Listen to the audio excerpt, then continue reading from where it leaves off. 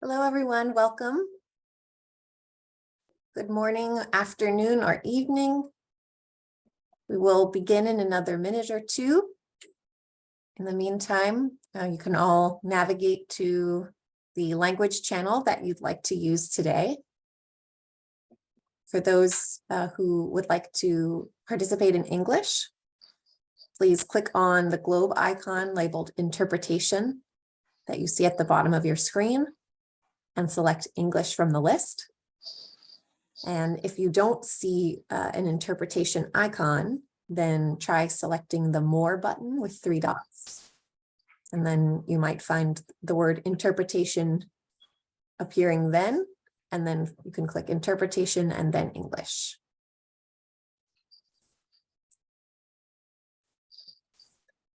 We will get started in just another minute.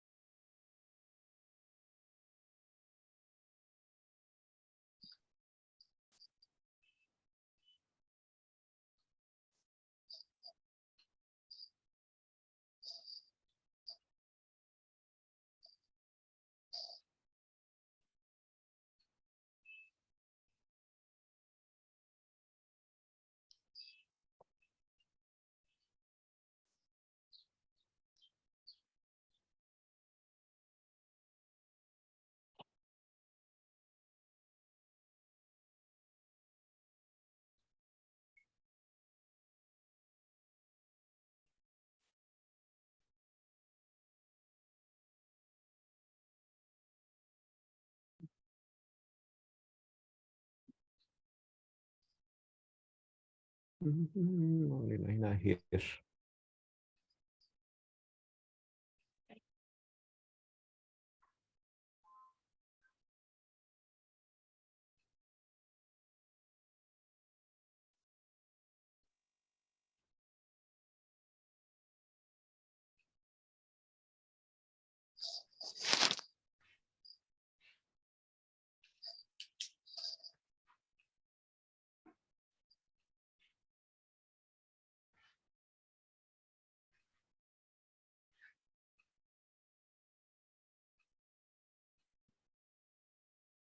Once more, hello to anyone just joining us. If you'd like to participate in English today, please select the interpretation or globe icon at the bottom of your screen and select English from the list. Or if you don't see an interpretation icon, first click on the More button with 3 dots, and then select Interpretation, followed by English.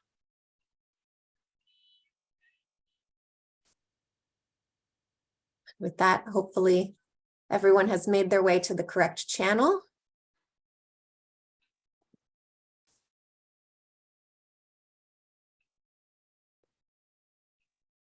And so we will get started with our session for today.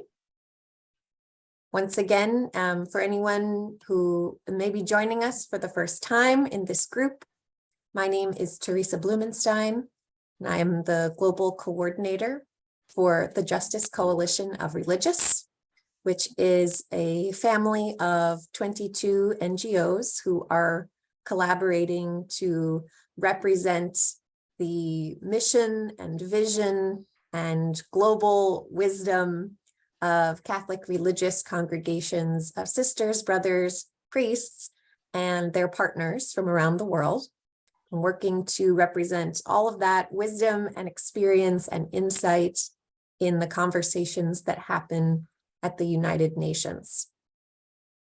And so we are gathered today for the 3rd in our series of global calls, which will prepare us for the annual forum that we call the High-Level Political Forum on Sustainable Development, which is, in short, the HLPF, And its purpose is to be an annual review forum at the global level to see how much progress we are making on a global level toward the achievement of the Sustainable Development Goals, or SDGs, or ODS, or ODD, depending on which language you're using to describe them.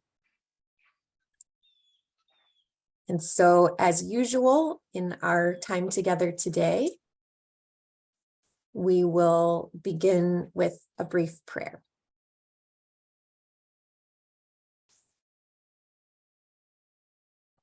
Gracious God, we are your beloved. Even in our unfinished state, you take delight in what we are and in what we will become.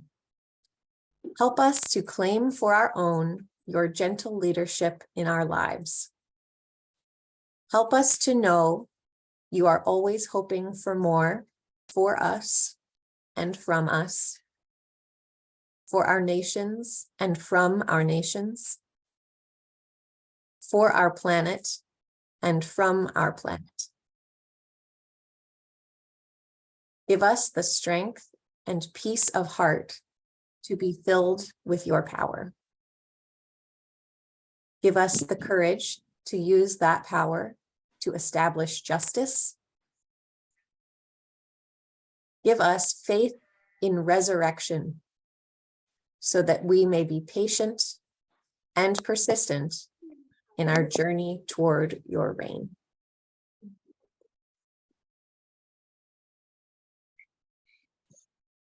Amen. So those who were on our last call, which feels like a very long time ago now, at the end of February, will recall that we were kind of moving in our journey together from the first two sessions together. We're getting a lot of input from me about who we are as a group, as a coalition, about why religious participate in the UN system in any way, about the purpose of this forum that's happening in July to review the SDGs, and about the different ways that we are able to participate as people who are not representing governments, but who do bring a lot of experience and insights from the many ministries in which you are all engaged in so many different parts of the world. And so now we're shifting a bit from the kind of training or input type sessions that we had on our first two calls. Now is where things, in my opinion, become a bit more fun, because now we have the opportunity to have more interaction and to begin sharing experiences and insights with one another from each of your respective countries. And we'll begin with that today by sharing some of the reflections or insights or takeaway messages that you all have from whatever portion you were able to follow or watch from the regional forum for sustainable development that has happened in your region. And of course, unfortunately, by this time, we haven't had every regional forum yet. We're still waiting. The one for Latin America is happening just in a couple of weeks still. But we have at this point had regional fora for Africa, for Asia Pacific, and for the Europe, North America combined region.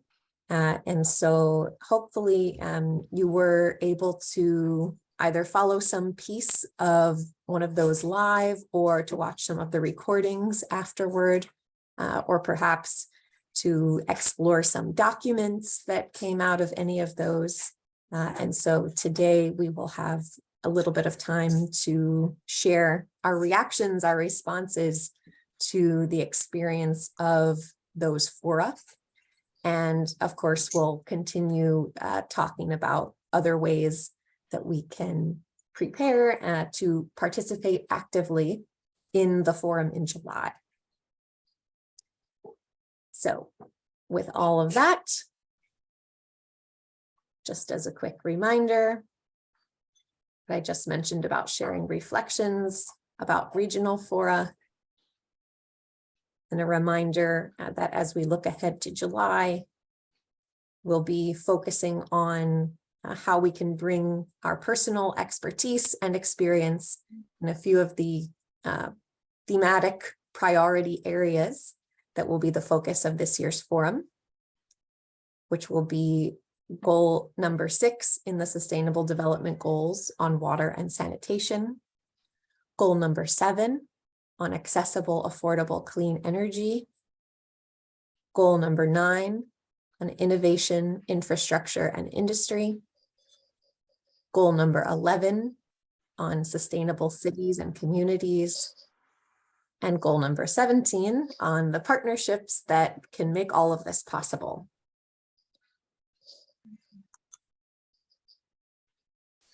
So when we met before, we talked about how we could reflect as we experienced the regional fora. So we'll kind of revisit those questions as a way of guiding our conversation today. So you'll be invited in just a minute to share your responses to any of these questions. Could be, what are our reflections from the UN system's regional fora for sustainable development? How have we had any success making contact with the civil society networks that are monitoring our respective nations' progress toward the Sustainable Development Goals? Have any among us had the chance and successfully joined one of the teams that will be crafting a response to the official presentation that each of your governments will be making, which we know is called a Voluntary National Review, or VNR? Or has anyone joined a team that will craft part of the written statement that will be presented on behalf of all non-governmental organizations during the HLPF?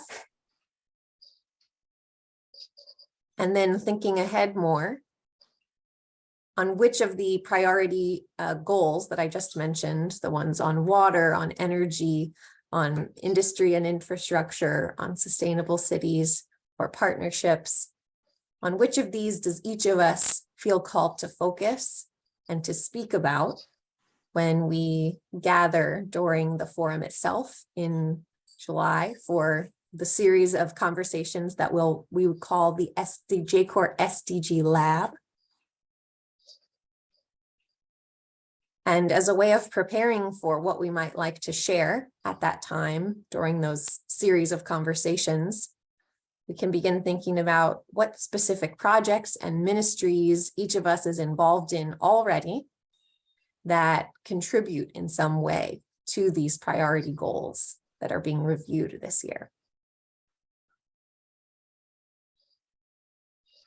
So we'll take that one piece at a time because that was a whole lot of questions. So we'll start, of course, by reflecting on the experiences that we had in the last month or so for those coming from Europe, North America, Asia, Pacific, or Africa, who have already had your regional fora. We'll focus for a few minutes specifically on your reflections from those fora. And a few ways that we can think about or organize our thoughts from those experiences are by considering, where does my personal experience align with the reports or the perspectives that were shared during the forum for my region? Where does my experience conflict or disagree with the reports and perspectives that I heard being shared during the forum for my region? And essentially, the last question is, what was missing? What was not being spoken about? What are the additional insights or recommendations that I could contribute to the conversation based on my own experience that no one else seems to be sharing. So where's the piece that I could add to the conversation that's not already being said? So we'll now take some time and the floor is open for those from any region to respond to one of these points or all of these points, however you feel called. But if you'd like to share a reflection from your own region's forum, you can raise your hand either by just having your camera on and raising your actual hand, or the other thing you can do is use the reaction buttons, which you might see on the bottom of your screen, a button with a smiling face that says reactions. And if you click on that, you will see the option to raise your digital hand. If you don't see that smiling face, you may have to look for it again under the more button and look for reactions and then select raise hand.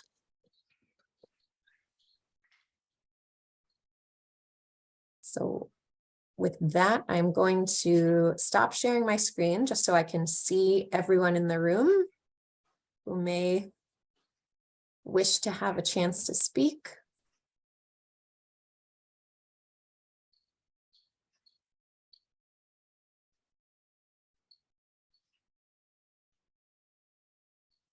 Okay, now I can see everyone. So I'd like to invite, is there anyone who would like to share a reflection, a thought, an observation, a response in any way to whatever portion you are able to experience of the forum for your region? You didn't need to, don't worry if you didn't attend 3 or 4 full days of online meetings. That was not the expectation. Of course, everyone is very busy, but even if you are able to view a few statements or one piece of a conversation, anything that you would like to share from whatever piece of the forum that you encountered, we are open to your sharing.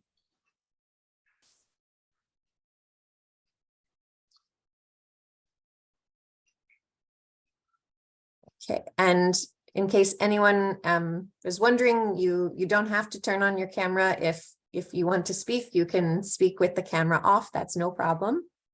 First, it maybe help the internet wherever you are, even to speak without the camera. It might make your audio clearer.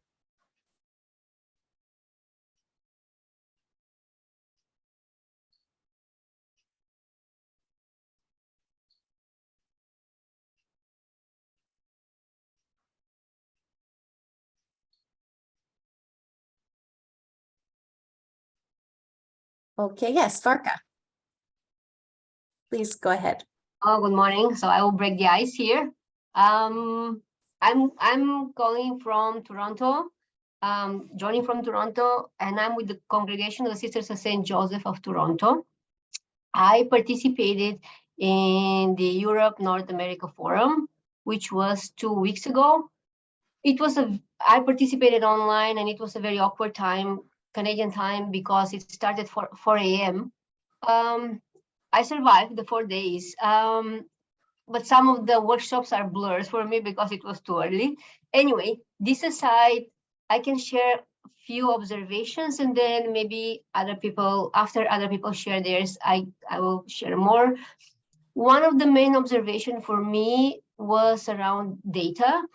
So there was a few conversations around data. There were a few side events. Well, one side event, particularly around collecting data on the SDGs. And as a general, in general, countries are not adamant to share their data, but also there's such a lack of data and gaps in what data is collected from each country, which impairs the the accuracy of measurements of how the SDGs are implemented in each country. And there were few tools that were shared during the study, but they lack complete intersectionality. So the workshop was specifically on gender and how SDG number 5, was it 5? Sorry, six. Yes, sorry. Yes, 5 is the education. So SDG number 6, the progress of SDG number 6 in number of regions, but the data that was collected by UN Women was only measured on sex and age. So there was no other intersections in terms of race, class, and all this, which means that whatever data is collected, big pieces of information is missing. And if there's a missing information in the data, policies are not developed to address those challenges. So this is one big piece, that data is very, very scarce and very challenging, because it's up to each country what they want to share, how they collect their data. I know particularly for Canada, we have a big problem with data collection in terms of this disaggregated data. So it speaks also to us. So this is one observation. Second observation for me, because I was online participating, this forum, it was first time for me participating in this regional SDG forum, was very, very, very Europe-centered. So there were not many voices from North America, Canada, or US. What else? So there was, yeah, maybe for now I will share this, and then I'll let other people, and then I'll come back. There are a few other things I want to share. Great. Thank you very much, Varka, for getting us started and for sharing at least the first piece of your takeaway observations, and very good for you for working through the challenge of the timing, because you're very right. There's a reason it's called the Economic Commission for Europe. North America is not even in the name, but it's just the only region that it's fit into in terms of the UN picture of the world, which is interesting. So that's why, yes, because you're saying that there's North America is missing. There was no at all conversations around indigenous peoples, and I know that there's specific groups to discuss indigenous rights or indigenous people's rights and all, but in general there was no discussion around issues that are very prominent for North America, but not so for Europe. Yes, certainly that would have been a big concern. And that way the Americas, North and South, North, South, Central, all of them have that more in common than North America and Europe. But yeah, I think it's the economic connection that drove that decision. Something we could debate in terms of the wisdom of it, certainly. Is there anyone else that would like to share an observation or reflection from any portion of a regional forum that you were able to attend or view?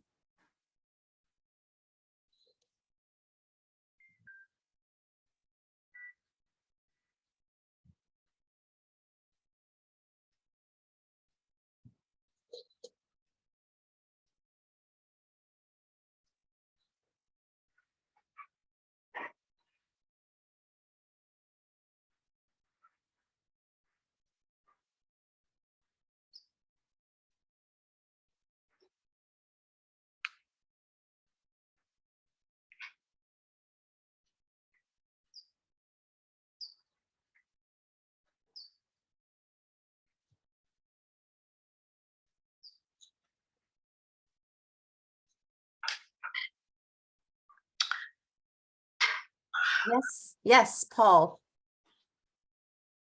Yeah, we are. I've tried to attend the Asia Pacific Regional Forum in April, but that forum didn't open link not link the like yeah, the link for civil society to attend that forum. We must register before through Indico, and so it is difficult to have an access to attend forum, even through website or to other links, social media links for attending that forum. So I recommend also for our members in Timor-Leste to attend that, but it's difficult to participate in that because they don't give that access that to attend virtually.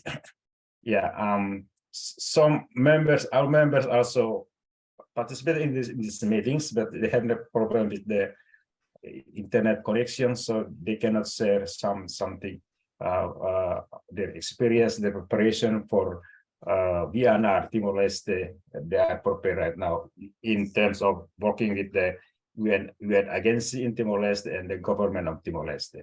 Yeah. That is what I want to say to you, Teresa. Thank you.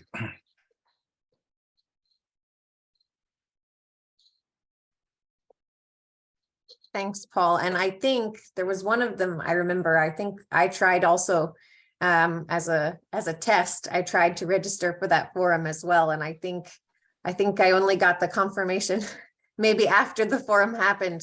But the good news is they did do a very good job in Asia Pacific of sharing the recordings. So for anyone who did not have the opportunity to participate kind of in a live interactive way, they do still have access to the conversation that happened by looking back through some of the videos that I shared in the materials for this call. So if you haven't had a chance to look at those yet, you do have the option. And they actually took a good amount of recordings. You can find what I think is probably most of the sessions, if not every minute of every session. So a huge amount of content is captured there it's the YouTube channel of the regional forum for Asia Pacific. And it's in the materials that I sent before today. So if anyone wants to refer back to that, you'll find all of the links there and can catch up on hours of conversation if you have the stamina, if you have the appetite for that kind of viewing. But if not, you can also look at, very specific sections of the meeting that are interesting to you, which is maybe the most effective and most enticing way of viewing those videos. So I also see the hand of Andrea Machuca. Andrea, would you like to share something with us? Hola, sí, buenos días. Felices Pascuas de Yes. Resurrección. Good morning. Happy Easter, everyone. I have a concern. I tried to access the videos after the forum, but it is very nice to have this information, but I would like to interact. And when I tried to register to participate live, I was asked for certain pieces of information that I was not able to provide. And the same is going to happen to me to register for the Latin America Forum. So I would like to see how can I solve that problem. Excellent question. So I am still trying to determine for certain, if there is a way of online participation for Latin America. I have been checking the website and looking on every page, and I still can't find any information about online participation. So I think, at least as of now, and it's only a couple of weeks away, I think it may only be possible for that region to participate in person, which of course is not accessible to many people. If I find anything different between now and then, I will definitely share the link to register if there's any kind of way to be part of the interaction. And so to the point about the questions that are asked, I think the pieces that came up on the previous form would have first been, you may have first had to say what type of group you're part of, which for us would be to say we're NGOs, non-governmental organizations. I know that's not how we we don't usually think of congregations that way, but in the UN system, that is our kind of category or label. So that would be the first step. And then once you are in the form that asks for more details, I think what would be the ones that were kind of confusing, perhaps. If it asks for an organization, that can be the name of your congregation, unless you know, for example, that your congregation is part of a group at the UN, like Vivat International or Unanima International, or the Dominican Leadership Conference. If your congregation is part of one of those groups, you can put the name of the group. Otherwise, you can use the name of the congregation. And then I'm trying to think, do you remember, Andrea, what were the other kind of specific places where you weren't sure how to answer?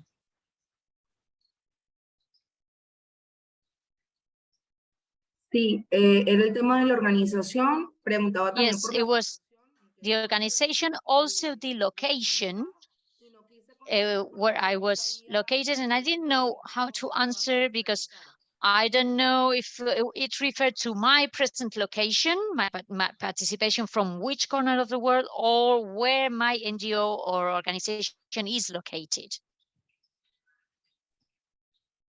For that one, I think it's a little bit loose.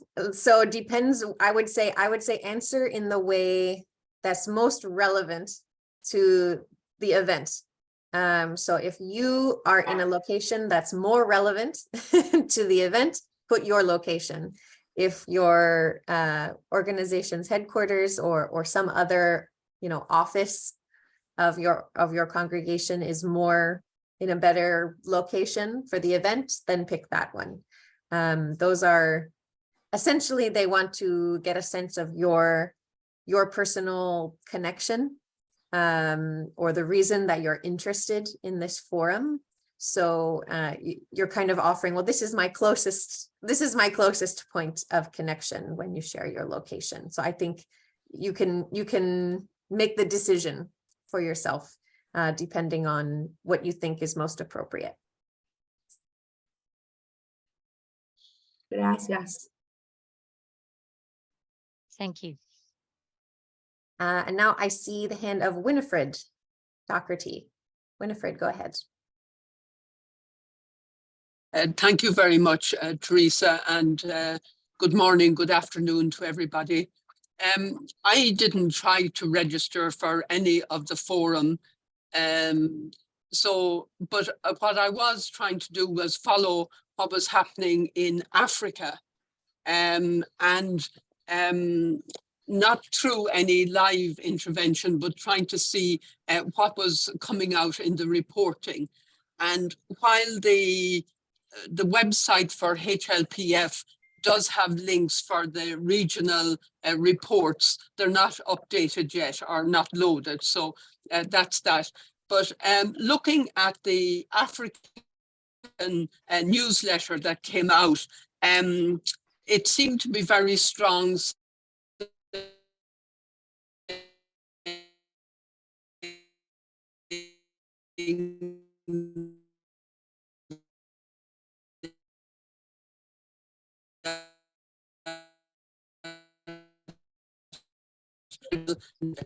Is from Nigeria.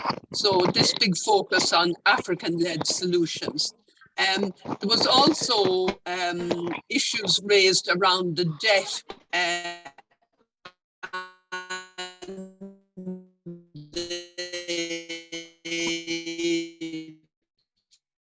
so there was some discussion around that. And I think the other thing that I was interested in with regard to Africa is that also there was a section on energy transition saying that Africa must bridge technological gap. So I presume when they talk about the energy, they're referring to SDG 7. Africa must bridge technological gap, step up dialogue around innovation. So they're very much into looking to see how innovations in technology could increase productivity in Africa. And then one thing I was interested in towards the end of this newsletter that I was looking at had to do with the fact that girls, young African girls, innovating to tackle climate change. So there was a focus on young girls, young women who came together, engineers and innovators across the continent, and what they were doing in terms of addressing climate change and climate adaptation. So that just kind of gives a hint, I think, of what was happening in the Africa Forum. But it seems to be very high-powered, and it seems to be very much, can I say, disconnected from what would be the experience of Good Shepherd on the ground in Africa. Both in terms of being able to engage. I don't know what the registration was like, but from my days in being a representative in ECA, I'm sure it wasn't easy either to get representation. And so the other thing then is, like, the major groups usually have some kind of link with the regional fora that we as individual NGOs do not have. So I don't know whether you have any insight on that, Teresa, to add. I didn't notice anywhere that they what major groups attended in terms of the Africa Fora. I didn't see that, but then it's the writing coming out of ECA, I presume. So they take their own political viewpoint and present always a very, what they say, high-powered document. So thank you.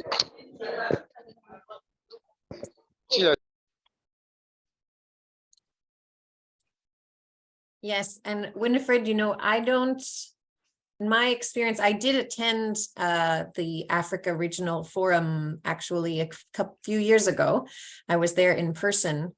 And as I recall, and I don't know about if it was different this year or not, but my recollection is that you didn't have a strong sense of the presence of major groups at all. That things were not really organized in that way. And for those who maybe not so familiar with the term, major groups are basically these big categories within civil society that the UN uses to recognize as the major or big groups of civil society, just as a way of kind of giving order and shape to the different kinds of perspectives that different groups can bring to the conversation. And so you might remember from a slide in our previous call where we had a picture of a head and many different bubbles around it that were each kind of saying, these are each a voice that helps to shape the global narrative on how much progress we are making toward the SDGs. And that included many of these, what we call major groups, such as farmers or agricultural workers, those in academics, the scientific and technology community, women, non-governmental organizations, faith groups. There are many more, and actually they're adding them even now. But these are kind of each these big categories of major groups. And at the forum in July, that those groupings will kind of be the specific channels through which members of civil society have an opportunity to speak or to respond to the reports that will be given by government. And it's very ordered and very specific, that it's only through those channels do we have a chance to kind of have our voice there in the moment. And my experience with regional fora is they don't have it ordered in quite that same way, and that on the one hand could allow for more openness to more voices from civil society, or it could do the opposite. It could, it removes the guarantee that someone from each of these categories has a voice, and instead kind of put that decision in the hands of whatever governments are taking the lead in organizing the forum. So that maybe is part of the reason that you witnessed that as you did, Winifred. And just to say, Teresa, that a few years ago, certainly immediately after the launch of the SDGs, we had good representation from Kenya, where our representative in Africa was able to attend the regional fora. She was from Kenya, and if you remember, Ambassador Kamau from Kenya was one of the co-chairs that launched the SDGs. So there was a very strong awareness of SDGs in Kenya, and that propelled something. But then again, when personnel move on, we lose contacts, we lose, people don't know then who we are, and we have to start all over again. So just to share that. Thank you. Thank you, Winifred. I also see the hand of Sister Vivian. Please go ahead, Sister Vivian.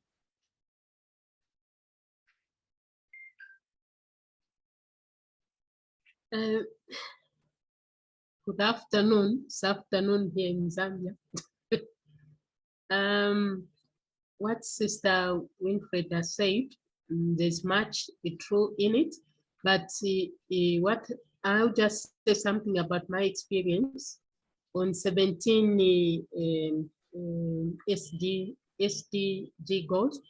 The most important thing which I've noticed, the government in the partnership, which is one of the partnership, they have involved, yes, they have involved quite a number of these goals in our planning. Yeah, the planning, whatever budget planning, you find there is a lot involved in all the 17 millennium goals. They have put in that way. So there is a truth in it.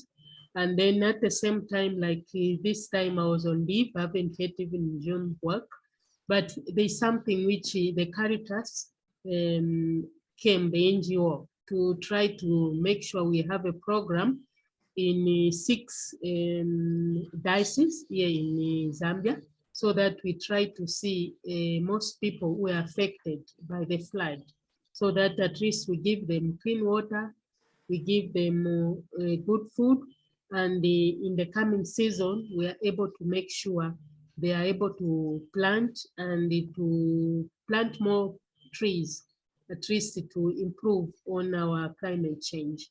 So to me, that's something in a small way, they are doing it. Partnership is very strong in Africa, in particularly in Zambia. Thank you.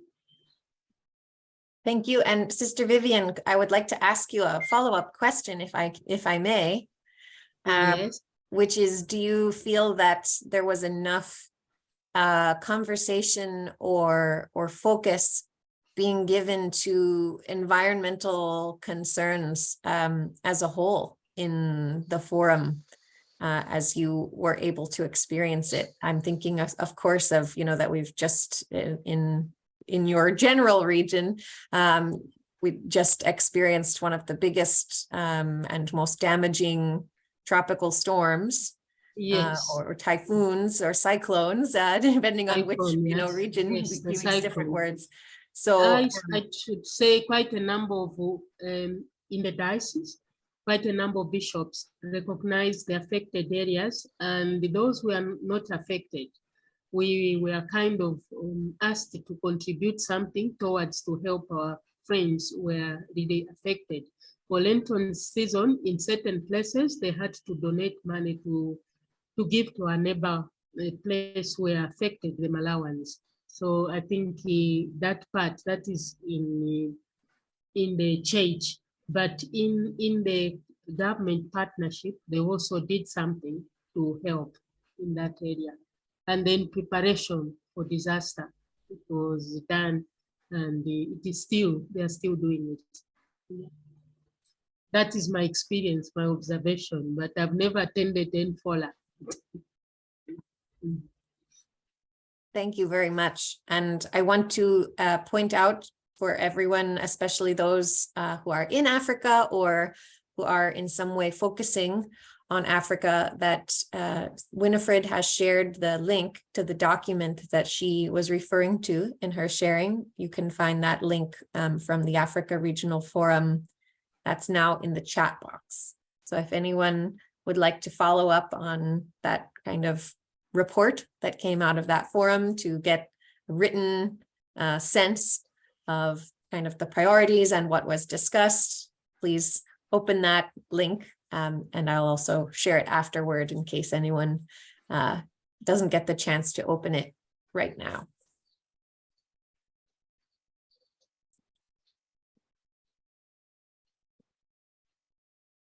Is there anyone else who would like to share a reflection or an observation?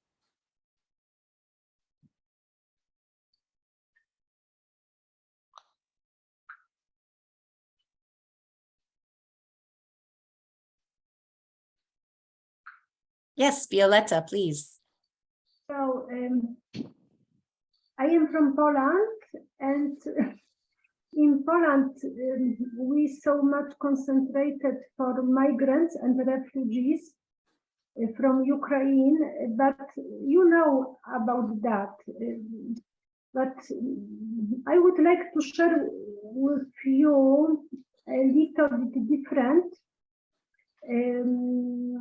our commitment for refugees from other countries that is maybe in Europe is similar in other countries, that is struggle with government, between NGO and government.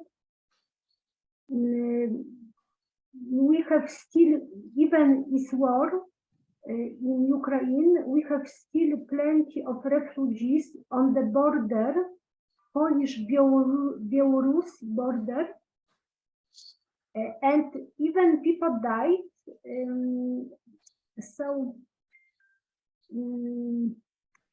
we have quite a lot of NGOs who help those people, but at this moment is forbidden by our government to help, even to be volunteer is forbidden to be volunteer to this kind of refugees.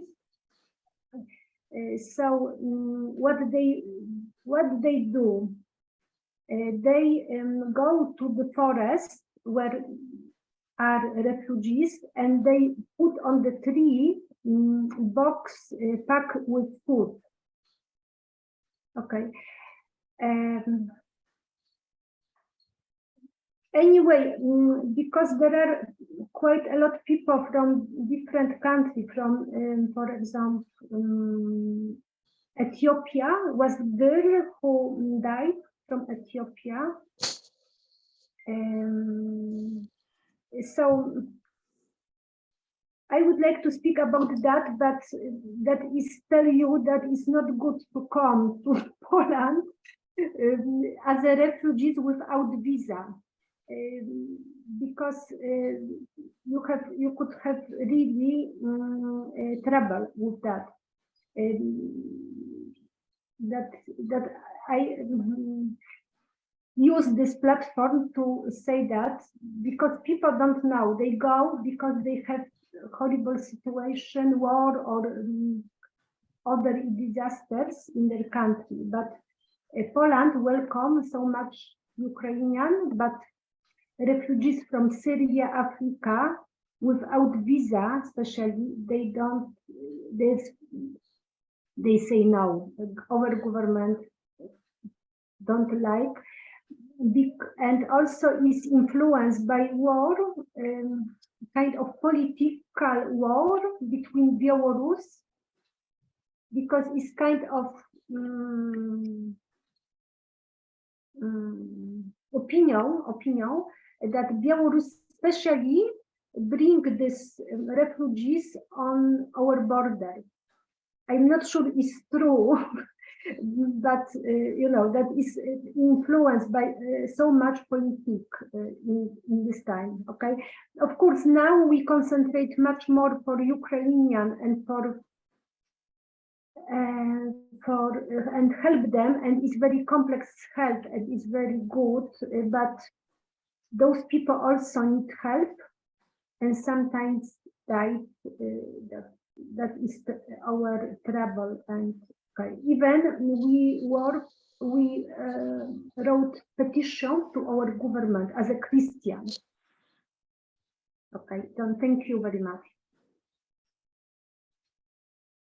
Thank you, Violetta. And I think, speaking about the local attitudes about migration, you've pointed out one point in favor, I think, of this, the regional grouping of North America and Europe, because I think that this, kind of, I'll say overall negative attitude from the government, an attitude that focuses on deterring migration, even though, of course, both Europe and North America, they are home to many people from many parts of the world, but still the policy of the government really focuses on preventing migration from other places. So that's one way in which it does make sense to group Europe and North America together, as I hear a lot of similarity in what you have shared.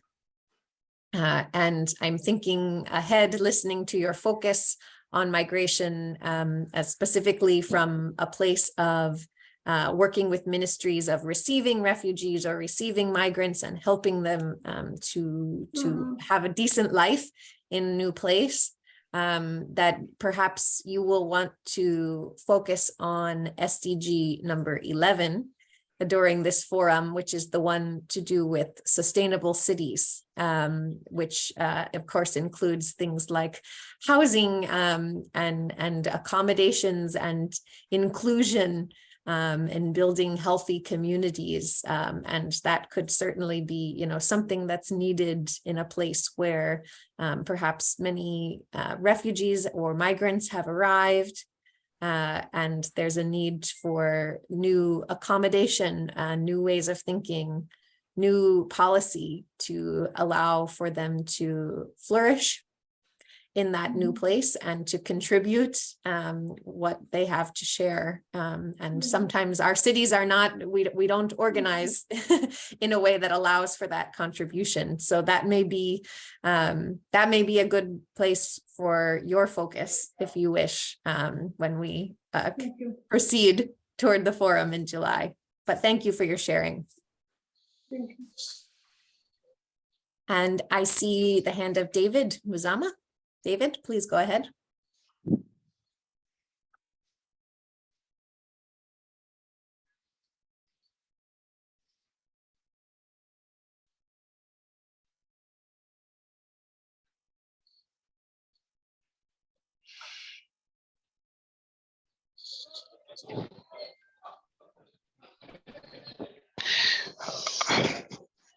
Allô?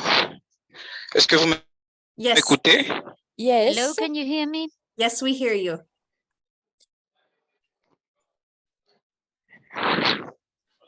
Ok, je suis ravi de participer. I'm very happy to be among you and to participate in this conversation, international conversation that we are holding. His voice is cutting. Je voulais à la conférence qui s'est tenue à Niamey. With regard to what has been held, his voice is cutting. Probably it's better if he takes the video off, if he puts his video off. Okay. David, So, David, I'm sorry. Can I interrupt you? I just want to ask if maybe your audio is a little unclear. So maybe if you could turn off your camera while you're speaking, then we may be able to hear you better, if you don't mind. And then we can try again. Thank you, David. Ok, là vous m'écoutez, j'espère. This is a bit better, yes. Oui. Ah, ok. Vous m'écoutez, j'espère. Oui, oui. Ok. Bon, en fait, par rapport à cette réunion qui s'est... To the meeting that was held, ça nous a pas donné l'accès direct it à la... didn't give us the access to the meeting. We were just able to see the documents after the conference. They sent us material and documents that were the reports of the meeting held. I wish that if this occurs next time, that the participants can really access the conference and the meeting and be able to participate online.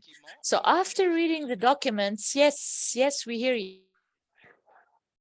Oui, David, on t'écoute. Oui, après avoir lu le so after reading the documents that were sent to us, I can share my point of view with regard to what has been discussed during the meeting. What is complicated today is that the most vulnerable populations with regard to the development, the objective number 6, so the access to water, is very complicated. I speak about my country, Congo. The population is very vulnerable and needs help. And I don't understand why it is still invisible. There's a serious problem of coordination. Who are the people living in these rural zones?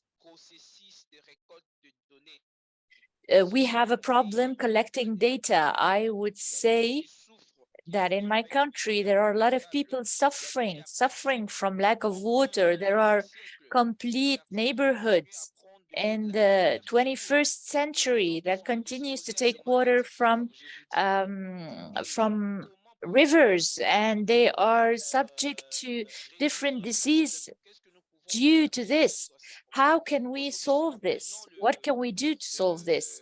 If we take today the process of collecting data, for me, it is really problematic in my country. So I would really wish to have a system that allows the investments in the data collection,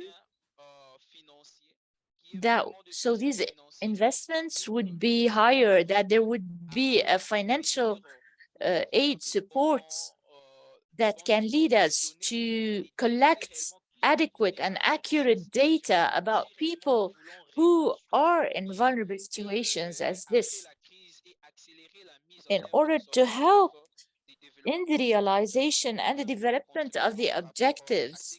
So this is my contribution with regard to what is happening in my country, in my region, in Africa. Thank you. Thank you very much, David. And we were able to hear very well in the end, or at least I know from mine, our interpreter Pascal was able to hear very well because she communicated your words very clearly.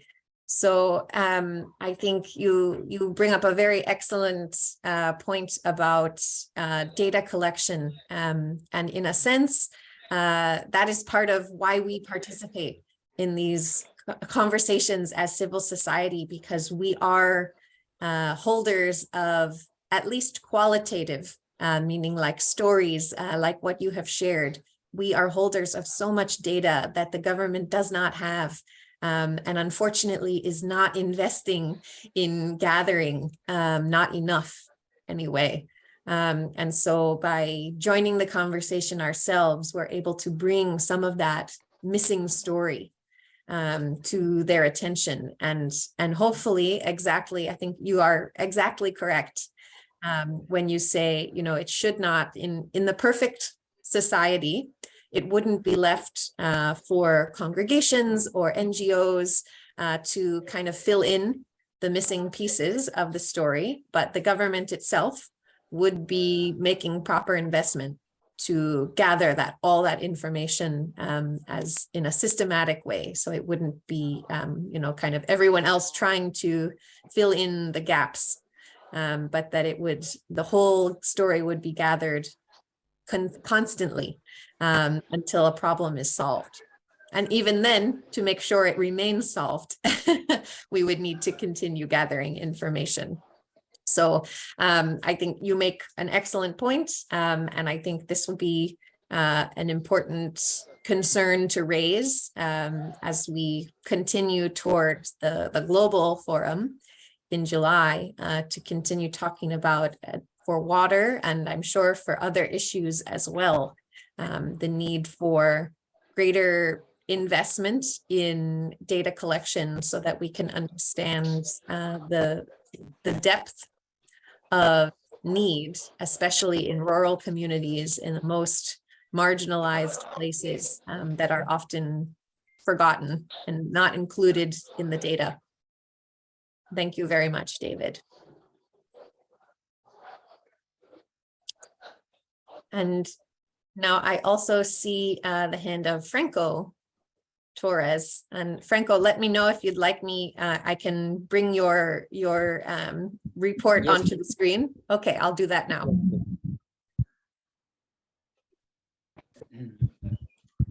Comme nous sommes déjà en RDC. Merci beaucoup, merci.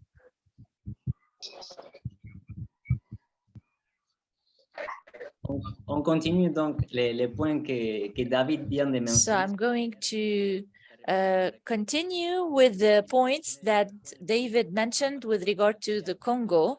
He spoke about water and can you move to the next slide, please? There's rumor coming from other microphones. Yes, next slide, please.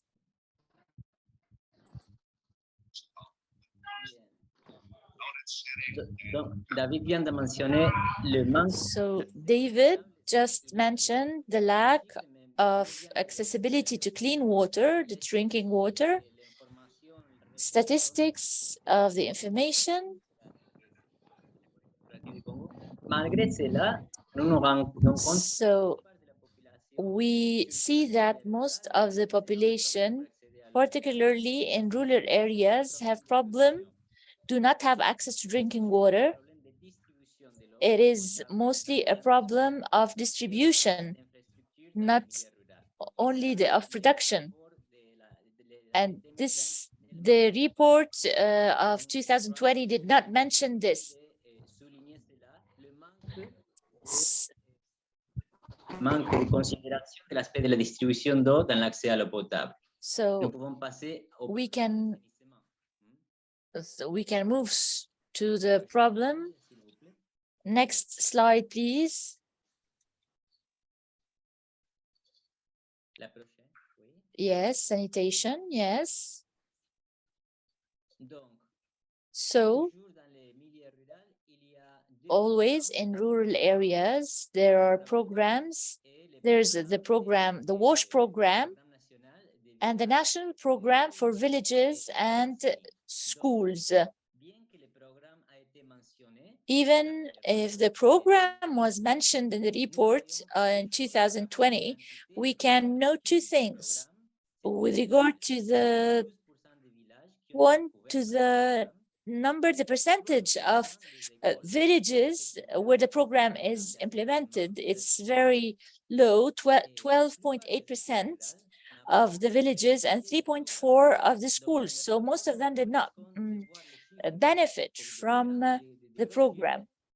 So at times we can see big numbers, but in reality, at the level of the global population, we cannot see the changes.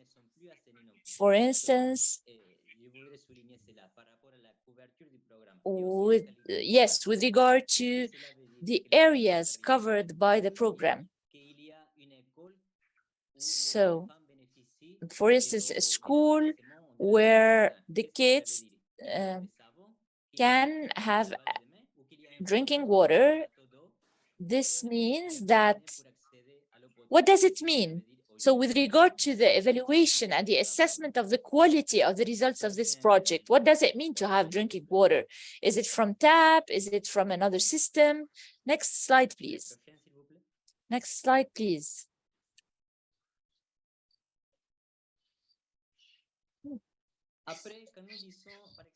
After we say, for instance, that they mentioned in the report that there is construction of new toilets. This is not a certainty to ameliorate lifestyles, because communities find themselves obliged to find certain things to maintain toilets. So most of the times, communities find themselves establishing or building toilets that are better than the toilets provided by the programs. Next slide, please. I'm sorry for the photo, the brutality of the photo. With regard to energy, sustainable energy, we see that the access to energy is the same. There is no great modification with regard to the having accessibility to energy in comparison to previous years. We all know that Congo has a great potential in terms of hydroelectric energy. And it is mostly based on the exploitation of fossil fuels and not hydroelectric. And we see that there's no coherence between what was presented in the report 3 years ago, 2.5 years ago, and what is being said. We speak also of the exploitation of necessary for battery production, and at the level of economy,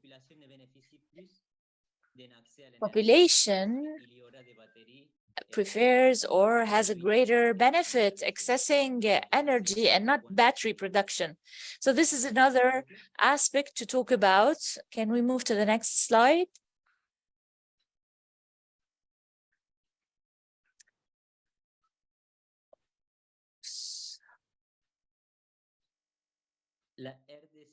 So with regard to the evaluation of 2022 spoke about the problems of infrastructure and building roads. For instance, communities where we are present have problems assessing,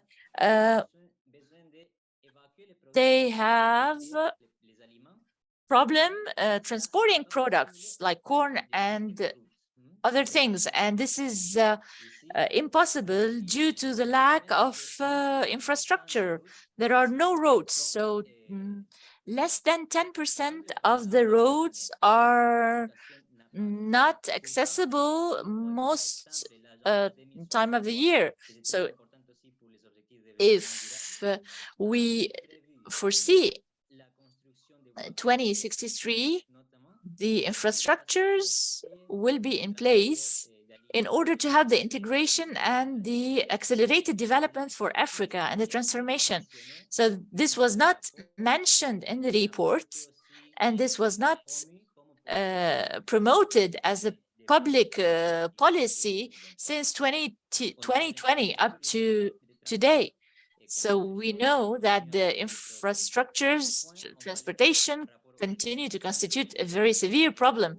And with regard to the last point I would like to share with you, and that is sustainable development. Can we move to the next slide?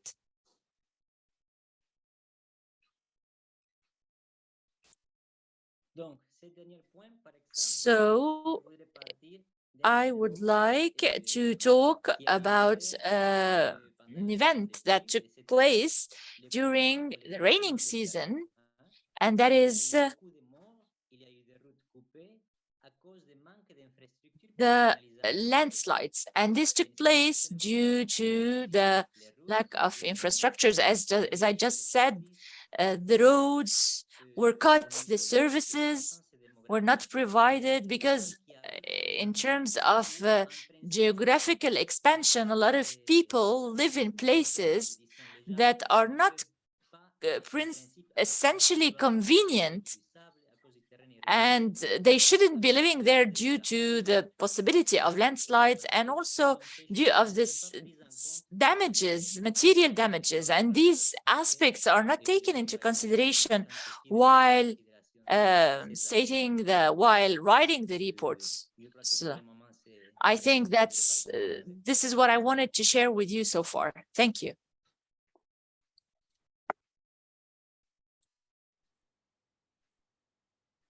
Wow, thank you very, very much, Franco, for all of your efforts that you've put into that analysis, and even gathering a few specific examples or counterpoints to what you heard in the conversation for the Regional Forum for Africa. And I want to pick up and emphasize in particular the points that you raised about the clean energy goal, because I think Democratic Republic of Congo has a very unique perspective on this goal on a global scale, because of course I think it's more than half of the world's cobalt is coming from your country. And as a result, that's one of the kind of the main ingredients in all of these rechargeable batteries and devices that we are moving toward in the name of clean energy, but not always thinking about that even this clean energy has an environmental impact, and a lot of that impact is happening in Democratic Republic of Congo, and also in situations, very unsafe labor situations, child labor, many different types of impact happening there. So I think this is a really important piece of the clean energy conversation that we should make sure is spoken loudly anytime that we're talking about goal number 7 and clean energy. And what does clean mean? Is it clean for everyone? Or is it just clean for some, clean for many? But you raised so many good examples there from DR Congo. So thank you for all of that analysis. Thank you.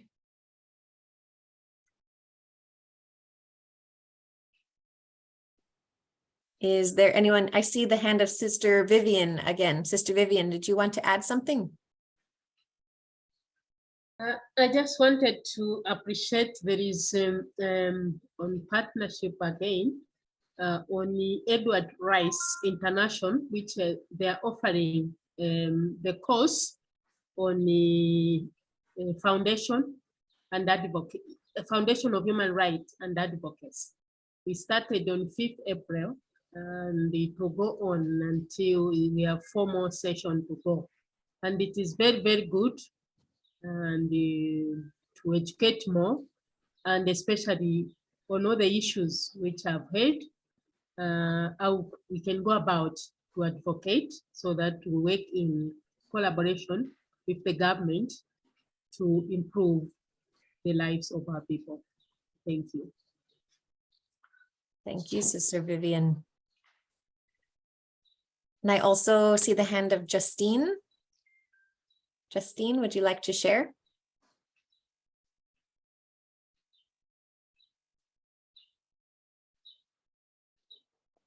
Je sais pas si je me fais entendre. I don't know if you can hear me. Yes, Oui? we hear you. D'accord, oui. Je commence par remercier I would like to thank Franco for his contribution, for the points he mentioned that are really lacking in the report. I echo and resonate with what he says, and I thank him for the work he's done.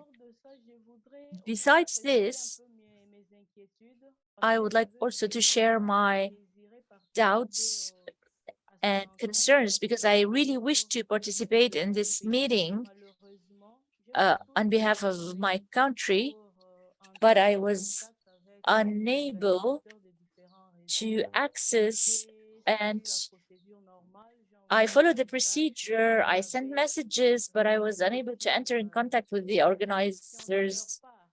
I sent messages, but I did not have any feedback. So I was really sad not to be able to participate. But I'm in Kinshasa and I'm familiar with realities we live in, particularly when we speak of the drinking water. It is a very serious problem in Kinshasa. People need to walk long distances to be able to get water, and we need to have money because we have to pay large sums for small quantities. Population suffers constantly from lack of drinking water, and we as religious communities, in order to participate to their sufferings, we tried to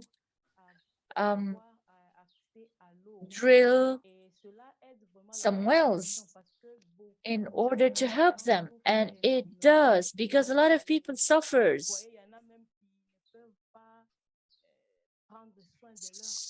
Certain people cannot wash themselves, are unable to take care of their personal hygiene.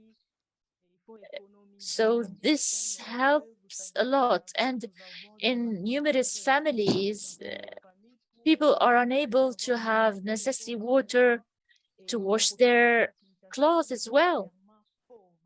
So we need to have money in order to have access to a lot of water, and the families are poor.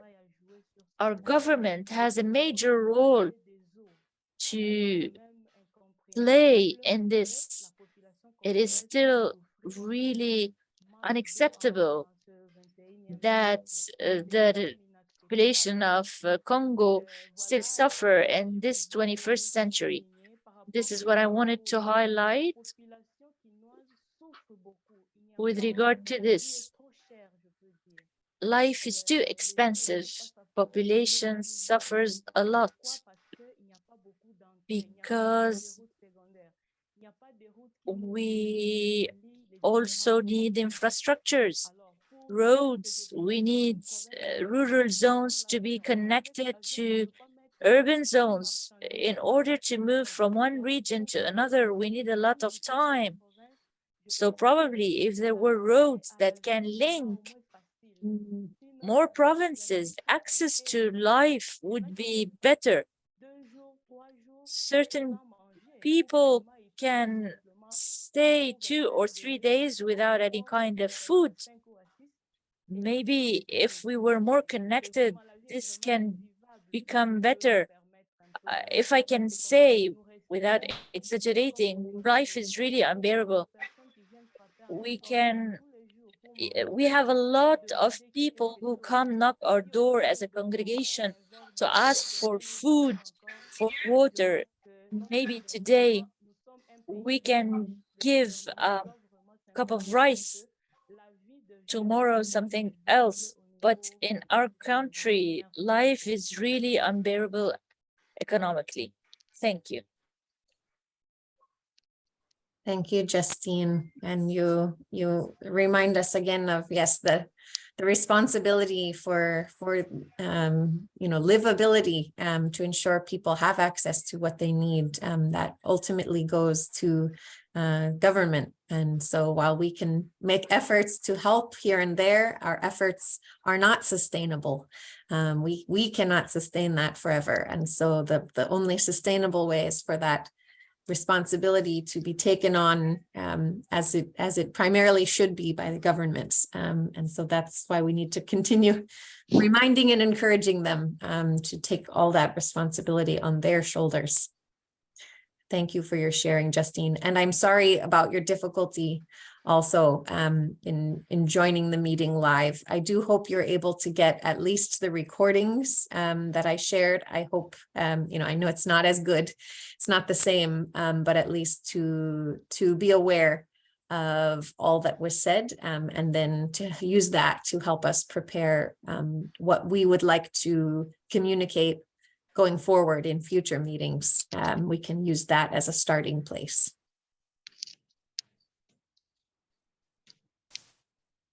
I think I also saw the hand briefly of Cedric. Cedric, did you want to share something?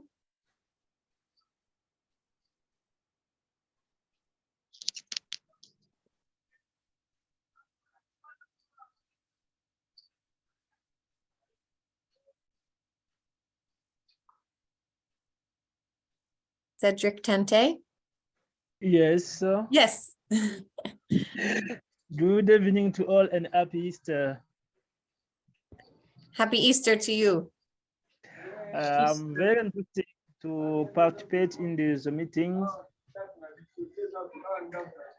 And I want to just to add some things about what Brothers Torres and David say about the problem of water in DRC,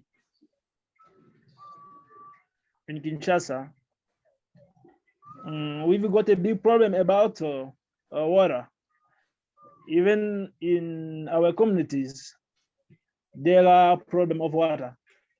That's why we need your participation or contributions to help people to solve this problem of water. Because there are many people who are suffering about this. That's why we need your participation. I can say even your one another can contribute, and then we can solve this problem of water in Kinshasa. Thank you so much. This is what something I want to add about what Torres and David say about water in Kinshasa. Thank you, Cedric. Certainly have excellent participation from the Democratic Republic of Congo today. Thank you all for your comments and your thoughts. Is there anyone else from any part of the world who wants to add any thought or reflection?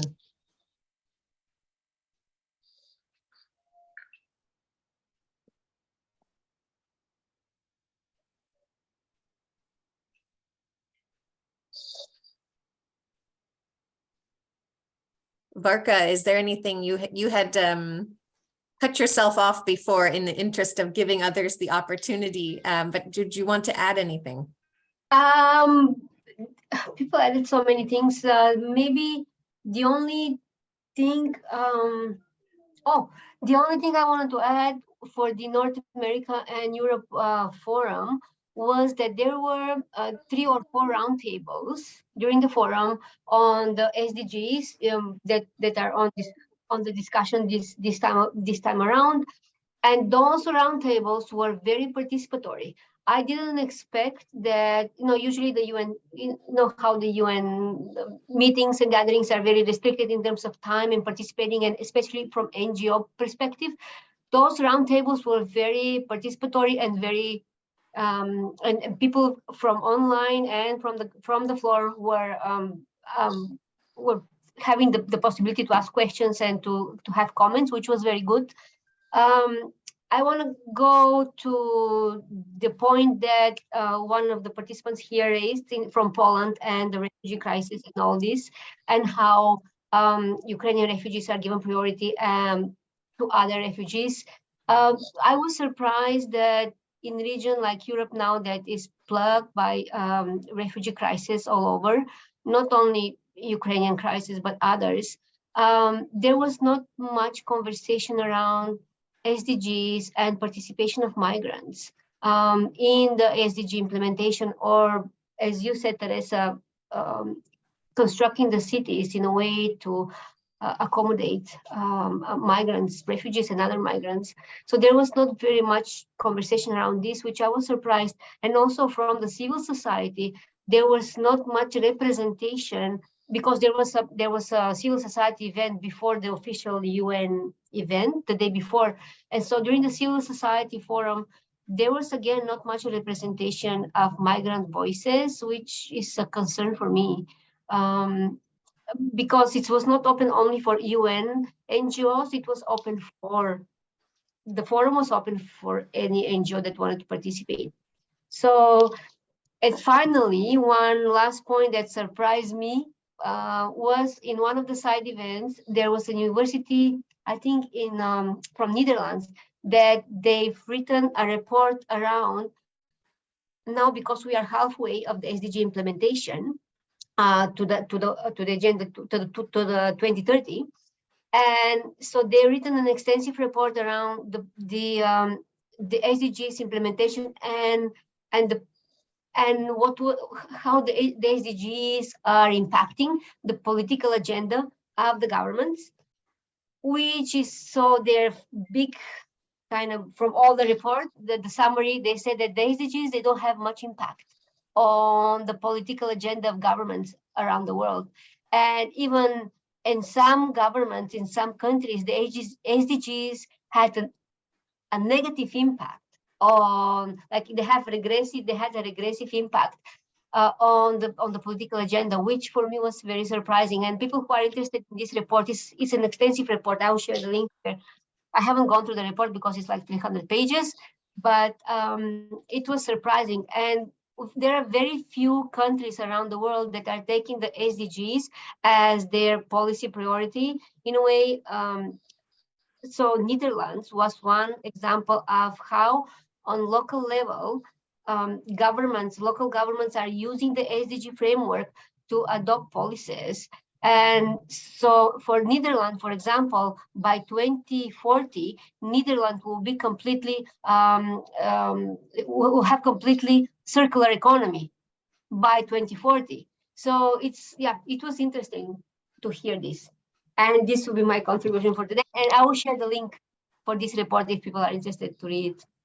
Yes, thank you, Varka. And do you know, is that report, does it cover all the countries or just Europe? I think I don't think all countries, I think many countries. I don't think it was specifically focused on Europe, but it's very extensive report. So I'll share. Yeah. Okay, so a sampling from all over, from all regions then. That's great. Maybe I'm wrong. Okay. Well, since you're sharing the link, we can look for ourselves. Thank you for sharing it. And it's a great point. You said the roundtables were a very good participatory component of the forum, and that's really good information to share as well. Anyone who's ever worked with children in this group knows it's just as important to notice them and to name when they have good behavior as when they have bad behavior. So it's always good if we can come into a conversation with something positive to say to a member of government or to the UN, to offer, this went really well. Please give us more of this. And that can be very encouraging, to be able to offer something positive, to say, keep going in this direction, and not always to be saying that was bad, we didn't like that, this isn't good enough. So always great when we can notice when something good is happening. And same with all of our reflections and reporting. Though, of course, it's important to say when things are not going right, so that they don't get forgotten too.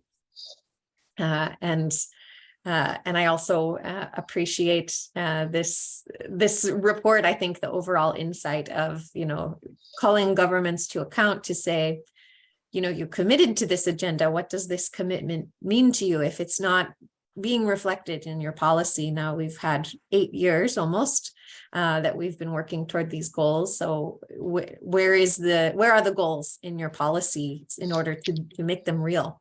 But you also make the point that it's not always on the national level where we see progress, that often changes happen more locally. And that can even be in our own congregations and institutions, as well as the city or the town where we live. And often the more permanent changes are the ones that start from that level and then rise to kind of the level of national policy, because at that point, the population has agreed this is the way forward, and the national government feels more pressure to reflect that will of the population, more so than if it's one person in national government trying to push something and everyone else is saying no. It could change the next time a different leader is in control of the national government. Even if you take a step forward, it can just be taken away. So that local level change, that institutional change, is really valuable for the long-term movement toward the better. Were there any final reflections anyone wanted to share or thoughts?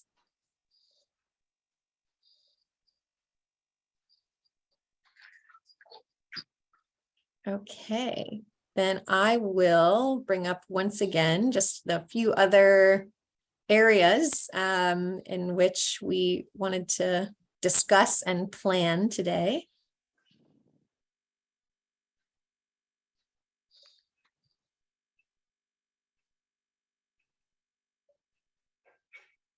So I also wanted to check in with all of you to find out if we've had any success trying to make contact with the civil society networks that are monitoring progress toward the Sustainable Development Goals in each of our countries. So this is just a moment. I know a lot of the details of names of networks and their contact information only just reached you. So you may not have had a chance to try to make any contact yet. But I just wanted to pause for a moment and ask, is there anybody who's here today who has attempted to communicate with the network that's monitoring SDG progress in your country? And if you have attempted, how did it go? Did you have any answer or encounter any challenges?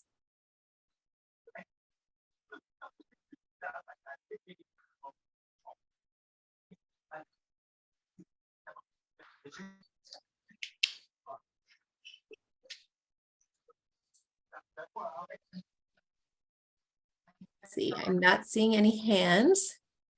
So I think that's something that will be our project probably then between now and the next call will be to make an effort to make that contact. Oh, yes, Barca. We sent an email to our National Agenda 2030 coalition, but it's been a month or so, there's no response. So I'm not sure if they're still active or they're not active, but for Canada, for Toronto, we haven't been successful. In terms of the international major groups and stakeholders, drafting the statements and stuff, we filled the form that you, Teresa, shared a few times. So we filled the form. We are expecting from them to contact us. Nobody contacted us yet. I emailed today the person who presented here, Oli, a few months ago. I emailed him today, so I hope that there's some follow-up because I want to get in touch with people from Canada for our local VNR reporting, but also for the global major stakeholder statement as well. Great. And so you wanted to join the team, was it the team for Canada or the team for the Both whole? of them. global? I wanna, if there's Both. a for Canada, we wanna join for Canada, and also as a major group in a general statement. Okay, great. And I know, yeah, the team of Ollie, and he has two other coordinators working with him, Jessica, and there's a third person. So we'll try to make sure that we get a response for you so you don't miss any opportunity. Has anyone else attempted to make contact with a network of civil society in your country? Yes, Justine. Oui, moi aussi, I tried to make contact. I completed the form, but so far I don't have any feedback. I haven't received anything. I wrote again, insisting, but I haven't received any message, neither of confirmation nor any other message. In all cases, I haven't been successful in making a contact. I don't know if at your level, if you have an address, a personal email, and the name of somebody that we can send to make sure that it's received and we can have some feedback.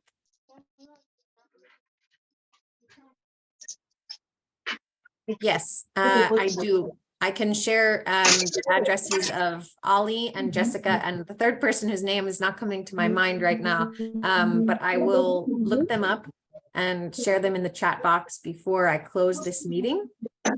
And then hopefully by contacting the three of them, we'll be able to get connected to the team that you want to be part of.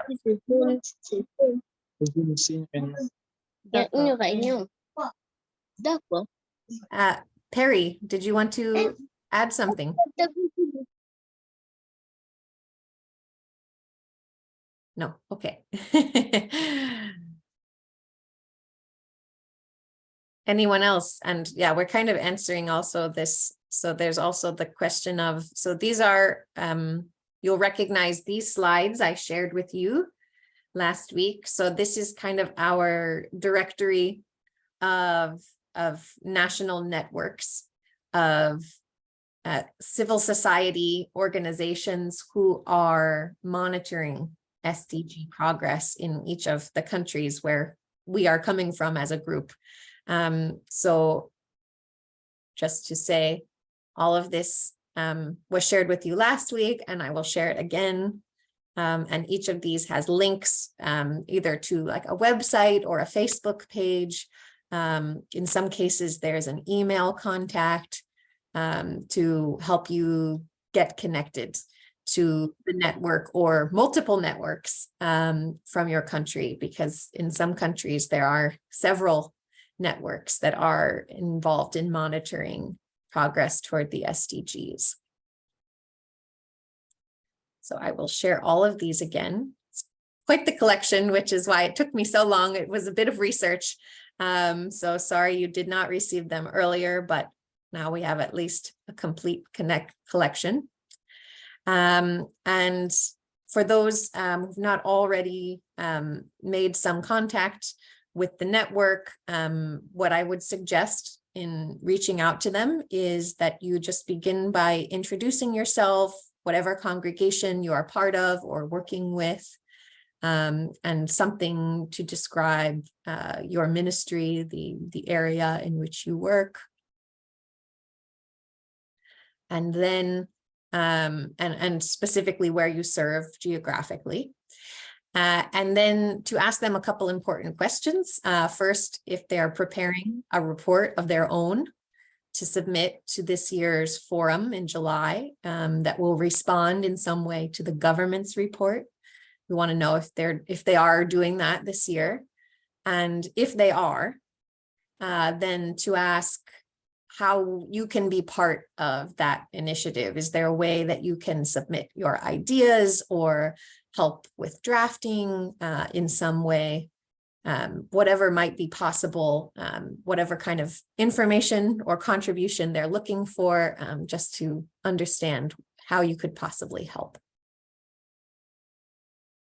And then the other groups that a couple of people were speaking about already were these teams of what are called, again, the major groups. If you remember those categories of civil society, the major groups and other stakeholders that will be responsible for crafting the official civil society input that will be part of the forum in July.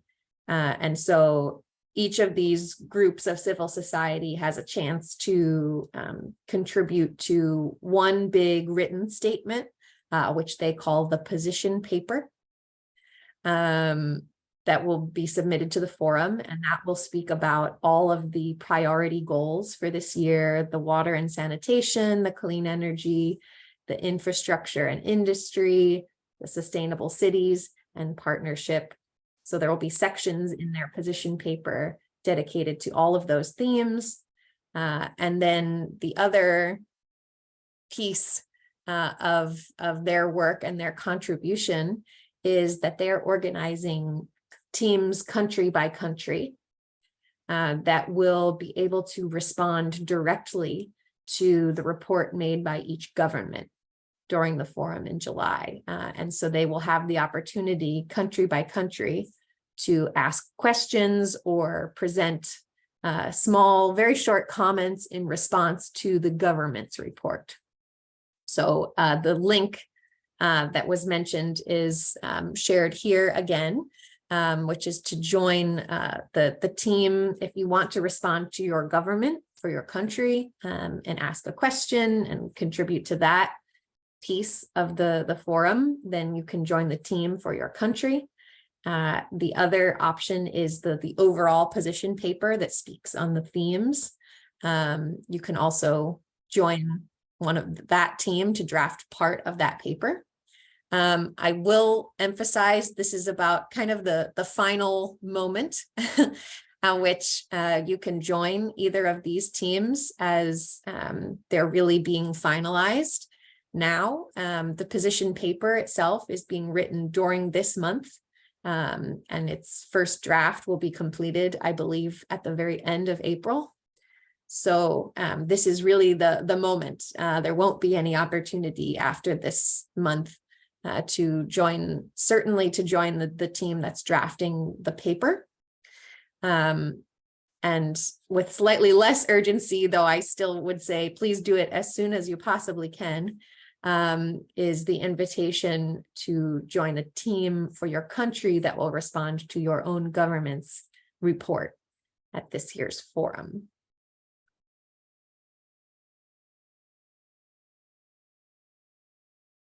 And just, this is kind of about looking ahead, some things to start thinking about, not things, we won't discuss this today, but just to give you a sense of some things to start thinking about as we move toward our next call is how you might like to contribute to our own conversations that we will conduct during the forum in July.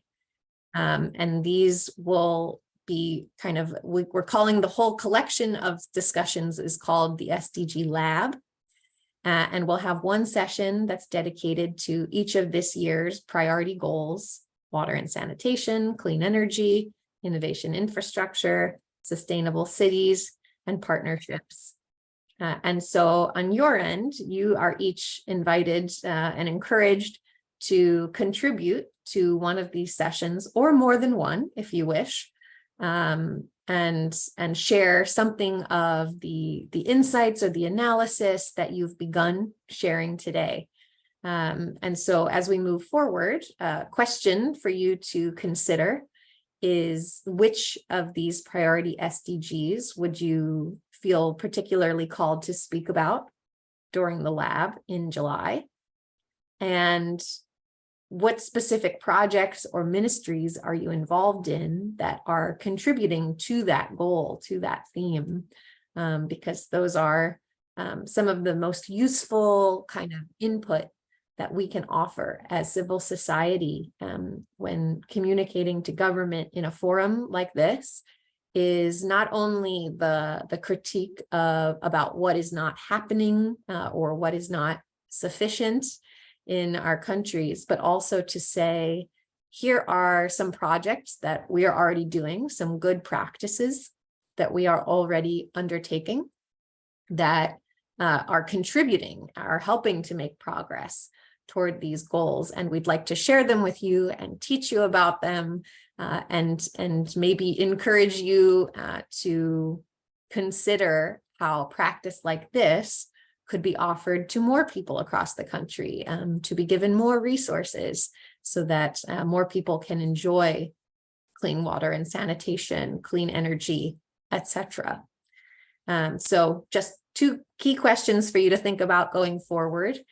In what thematic area do you think you'd most like to speak? And then to start thinking, well, what projects am I engaged in, or is my congregation engaged in this country that are contributing in some way to this goal or this thematic area?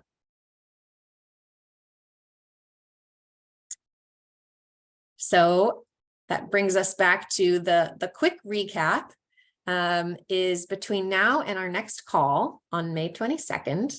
If we have not already done so, you are asked to try to make contact with the National Civil Society Network that's monitoring SDG progress in your country. You are asked to consider joining the civil society team that will respond formally to your country's report or voluntary national review during the forum in July. You're also invited to continue joining the team that will draft the written paper on behalf of civil society for the forum. And then finally, to begin gathering some ideas, some details, images, videos that you might want to use during your sharing during our SDG Lab in July, or perhaps consider projects that your congregation is already offering that contribute in some way to one of these thematic goals of the forum. And then just the final note, again, the next time we will gather as a whole group will be the 22nd of May at the same time as today. And as promised, I will share all the slides from today with you by email. We'll also have recordings of this session in English, Spanish, and French up on our YouTube channel on the same playlist where we've had the recordings from our first and second global sessions. And if you have any questions or if you'd like some additional help making contact, for example, with the organizers who are writing that paper, or who are organizing the country teams that will respond to your government report. If you're having any difficulty kind of getting in contact with anybody, I would be very happy to help make sure that those connections are made.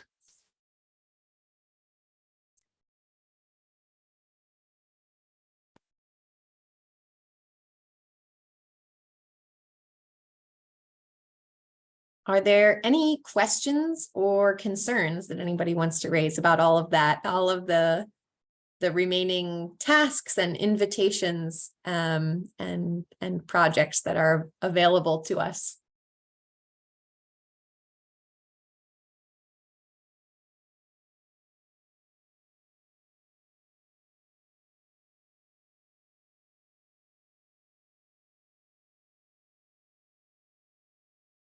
Okay, I'm not seeing any hands, but if any questions come to you later in the weeks and days ahead, please feel free to be in contact with me, and I will do my best to answer any question or to find someone who can answer a question that I cannot answer. And I will look forward to being reunited with all of you once again on May 22nd. At the same time as today. Do we have a meeting Friday? The monthly JCoR or no? Yes, so that gathering, yes, that's happening this Friday. The Global Community Hour call is this Friday, yes. And for anyone who's hearing that term for the first time, Varka was asking about a call and kind of an open meeting that's available on the second Friday of each month. Begins 1 hour earlier than we started today. And it's that time every month. And it's a time where we come together for some prayer, some announcements about the activities of JCoR, and then some sharing of concerns and good news and hope from different parts of the world. And that's open to all of you if you are interested in it. And you can find the invitation to that is on our website. If you're interested. Yes. The timing of our this meeting, no, the HLPF call, is it possible to start 1 hour early, maybe 9 o'clock our time? Because for East Timor, it will be very late. No, today when we start at 10 o'clock, it is 11 p.m. in Timor-Leste. Yeah. So if we start a little early, 1 hour early, 9 o'clock our time, then that would be good for those who are in that end, you know. Okay, we did move it. It is 1 hour earlier today than last month, Yeah. but another hour you think would make the difference? Yeah, because it's 13 hours difference to Timor-Leste. Earlier it was 14 hours. Yes. Yes. Okay, well, I'll have to consult with our interpreters, but yeah. but we'll see what we can do.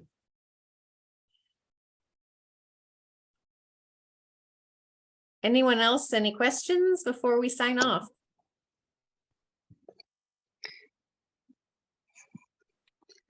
Just to say thank you from Timor-Leste. Thank you. Hello. And thanks to all of you for being here. It's wonderful to connect with so many and so many parts of the world in one time. It's amazing. And Elizabeth, I see your hand, Elizabeth.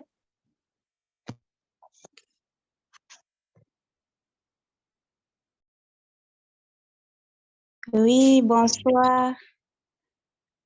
Juste pour vous dire merci. Just to say thank you and to ask you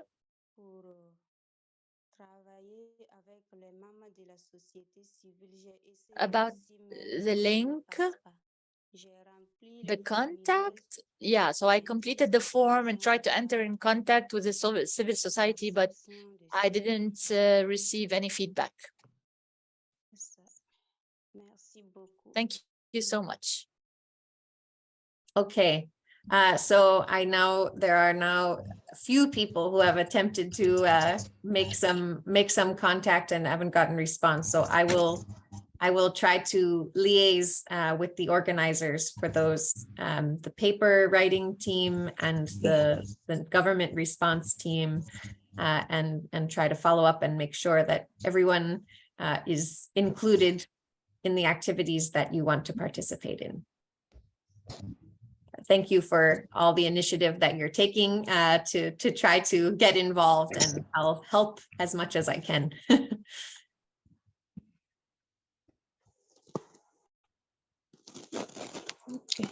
Okay, excellent. Well, thank you all once again for taking the time to be here, to be together, and to learn and to share with one another. I love the chance I had to learn from all of you and your experiences today.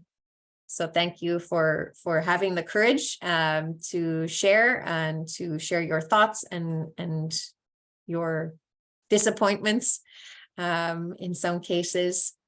And we'll continue the conversation in that way going forward. Always, come as ready to share what's on your heart and what's troubling your mind when we gather like this. This is a place where you can share some of those thoughts and hopefully put them out into a conversation where we can try to make some changes in our reality.